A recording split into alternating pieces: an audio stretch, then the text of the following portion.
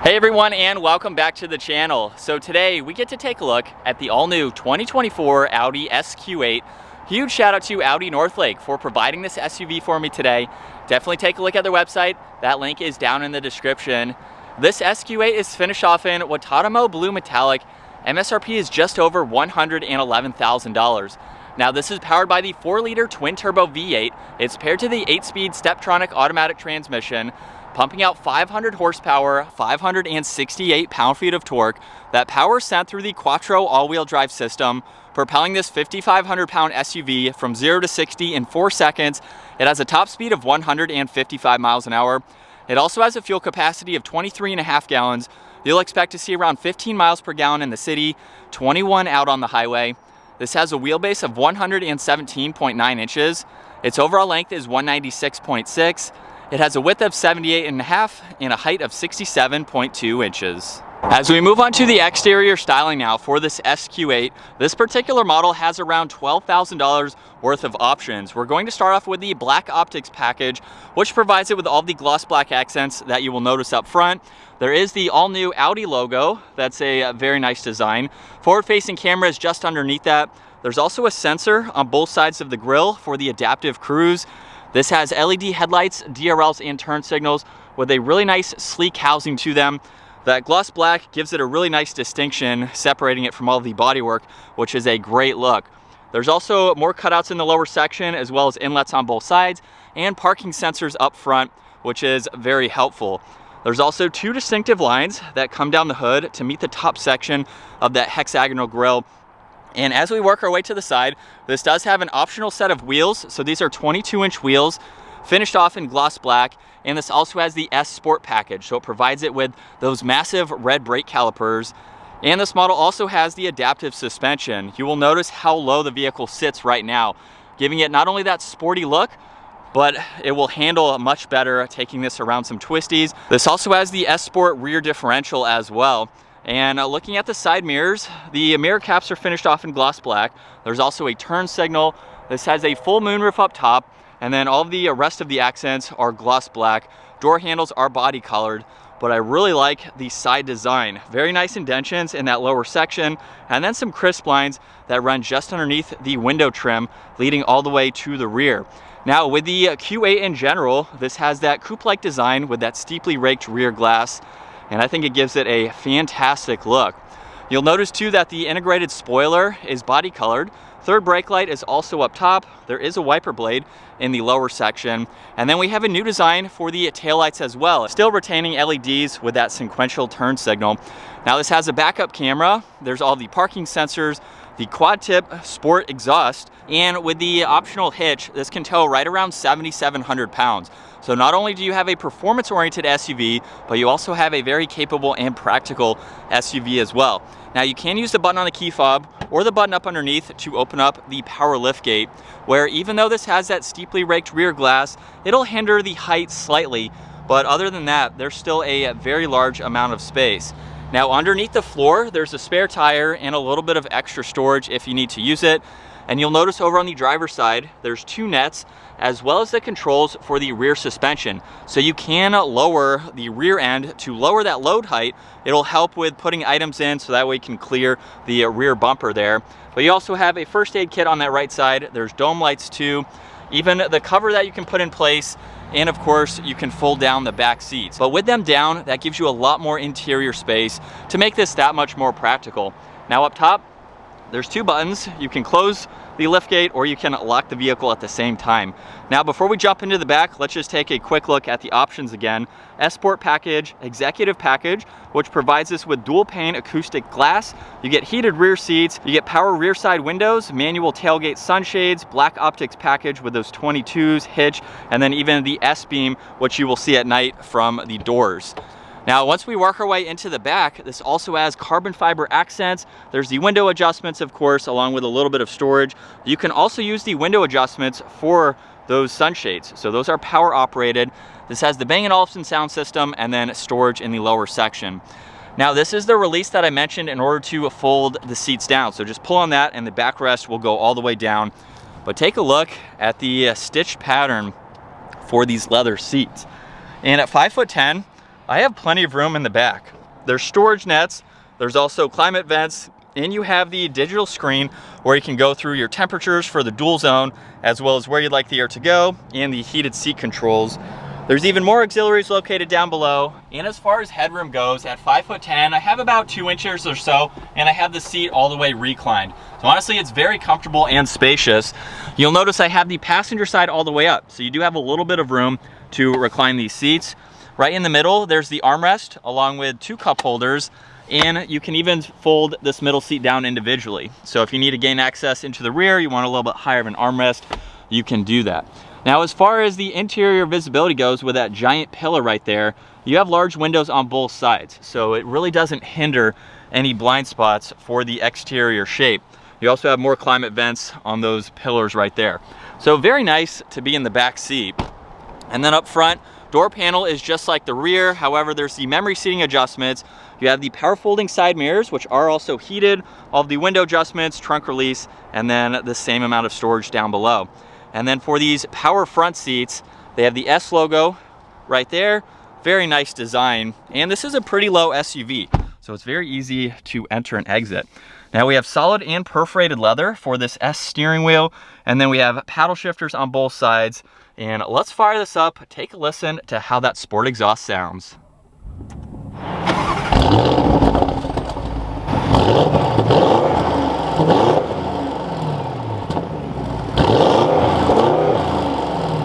And coming back to the virtual cockpit now, you'll notice on the far left, there's engine temperature. Far right, there's the fuel, which are fixed. And then for this digital screen, this is the current layout where you can use controls on this left side to further go through all of this information. So right now, if I start scrolling down, you'll notice we have the long and short-term memory. There's also your energy consumption, and you have some other info that you can go into, and then even scroll all the way up to the date and the time. Now on the upper section, you will notice as I go to the right, we can look at your lane keeping assist with your distance pacing, pull up audio, there's your phone, and you can even view the nav in full screen. And when you do that, you will notice that the tach on the left and miles per hour on the right side will minimize. Now if I click on the view icon, we can still go through this information, but now it's over on that left side, and you can go through everything that it just went over. It's just going to be in a little bit different of a configuration. So just depending on how you would like to view this, it is very nice. Now on this right side, there's Bluetooth and voice commands. There's even a favorites button too. So you can pick what you would like that to be, depending on what you use the most. And then there's volume and tuning for your audio adjustments. Now on the left side, there's a little bit of storage down below, along with your headlight adjustments, some piano black trim accents. And then working our way to one of 2 screens now in the middle, you will notice for this upper screen, there are quite a lot of icons that you can go through. You even have a search bar there, but then you can go through all of this split information as well as all of these icons, depending on what you need to get into. So there's quite a lot. And then there's also these shortcuts on this left side where you can quickly get through all of that info. Now this is a touchscreen system, but it also has the haptic feedback. So you can hear it click to know that you are going in to what you would like to pick, where we have some drive modes for this that you can go into, as well as view the rest of the lighting and info. Now between both of these screens, there's the engine start stop with a downhill assist. If you push on those 4 icons, you can actually set presets for the navigation, which is nice. There's garage door controls, and you can even shut that upper screen off if you would like to. Just tap on it to turn it back on. Now for this lower screen, this is mainly all of your climate adjustments. So I can turn that on where we have the dual zone, fan speed, temperature dials. You also have auto. And if you push those 3 buttons in the middle, that pulls up the heated steering wheel as well as your rear adjustments. So you can control the rear from up front, which is nice. And then there's the heated and ventilated seat adjustments, and you have a few other recircs right in the middle. Now there's also a shortcut to the drive select. So I showed that earlier with the different driving modes. We have traction control, defrosters, and then next to the engine start stop, there's a shortcut to the 3D camera system. So you can expand these views here, just depending on what you need to see around. And you have so many different angles that makes it very, very helpful. There's also another control here for your driver assistance. So you have 3 different options there depending on how you would like that feedback. And then there's power and volume for the audio. Now there's 2 cup holders on this passenger side with a little bit of storage and a 12 volt. And then to put this into reverse, simply push the release on the left side and push it forwards. So you get that backup camera. And then you can also put this into the manual setting. So you can shift using the shifter or those paddle shifters. And then park is located right on the back. Now there's the e-brake behind that. And then you also have the adjustable armrest. So you can bring that up or down depending on what is most comfortable for you. You'll have wireless charging and a little bit of storage located there. And then there's plenty of storage in the glove box. More carbon fiber just underneath that with all the piano black. Up top, there's the touch-sensitive dome lights and the controls for that sunshade and sunroof. And as far as visibility goes, like I said, with that pillar in the back, you still have a lot of glass. So you can easily see even over that left side, which is of course great to have. As we set off now behind the wheel for the SQ8, I recently got to check out the Q8, which is still a very cool vehicle. Everything is very similar, minus the engine. So in the SQ8, we get a lot more power.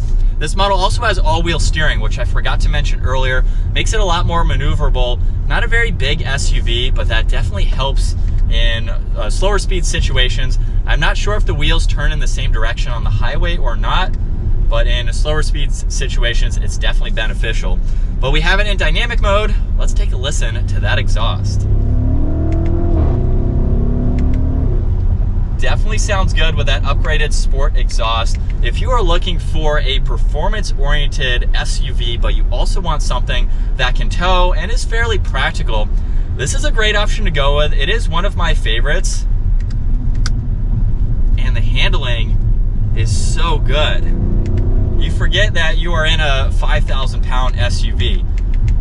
Especially with that suspension, it gives it a smooth ride too. So this is something that is going to be very good for daily driving, and it just gives you that luxury feel, especially for that price point. Now, like I mentioned earlier, this one is pretty much fully loaded. So it starts right around $94,000, $95,000 or so for the SQ8.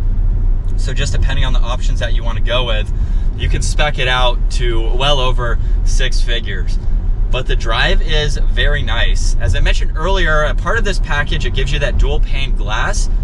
So it provides it with a very nice, comfortable interior. It's very quiet too.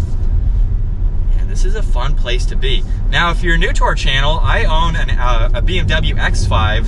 Audis are on my list. I do own an Audi as well, but I have the X5. And honestly, some of these Audis are very good competitors. It's a toss-up between both of them because I like some different brands. You can't go wrong with the Audi either. The dual screen setup is definitely very nice, but it's a good place to be. I like the sporty steering wheel, gives it a good vibe, and these paddles are pretty quick too. So the shifts are great, and you have that healthy V8 noise that doesn't get old. And from second gear, here we go.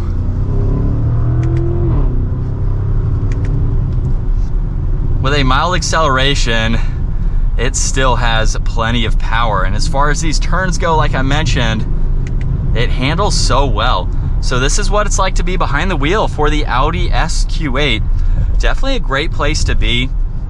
I like the seating position too. These seats are kind of on the sporty side, but they're also very comfortable too, to make this a great daily. And I really don't have anything negative to say about this car. We have the suede also on the door panels there, and it gives you the tech that you need without going overboard. I like with Audi, you have 3 separate screens, so it seems like a lot, but everything is divided between those screens, and it's very simple to know, once you drive the car, to know which screen to go to control what information. So it's not too confusing once you get used to it, but it gives you a modern look without a million different things. I like kind of how simple Audi is, but you do get some of the tech features that make this something great for daily driving. And with the suspension too, it just makes it so much more comfortable to drive.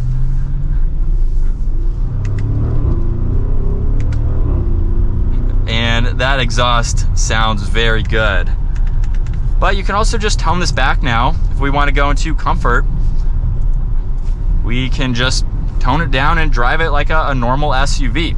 So it's a really good blend. If you want, especially something that has that sports car vibe, the Q8 in general is the one to go with. And this is something that, like I said, you can drive it every single day. Very comfortable, very spacious too. And the drive is just very luxurious. So this is what you'd expect. You're spending 6 figures on a luxury Audi, it's definitely the place to be. But that is going to wrap it up for the 2024 Audi SQ8. Once again, huge shout out to Audi Northlake for providing this SUV for me today. Take a look at their website, give this video a huge thumbs up if you enjoyed it, and consider smashing that subscribe button so you don't miss out on our daily uploads. I will see you all in the next video.